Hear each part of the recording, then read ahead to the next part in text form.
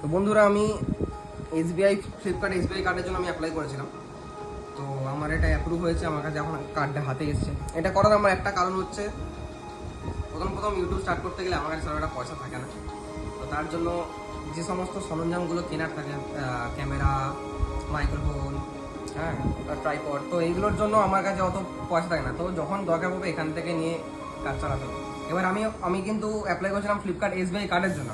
তো এখানে কিন্তু আমার কাছে ফ্লিপকার্ট এসবিআই কার্ডের বক্সটা আমার কাছে আসেনি, আমি জানি না কেন। কারণ আমি দেখেছি যাদের আসে, ইউটিউবে দেখেছি বড় বড় এরকম ফ্লিপকার্ট এসবিআই বক্স থাকে, লোগো থাকে। আমি খুলে দেখি আমার সঙ্গে স্ক্যাম হতে পারে, আমি কিন্তু এটা সঙ্গে সঙ্গে রিটার্ন করে দেবো।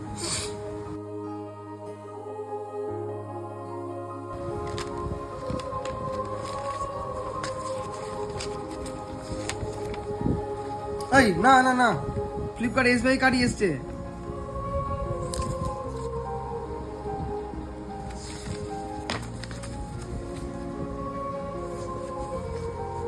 এখানে কিছু ফেলে আর CVV, do not share CVV, এই সেই।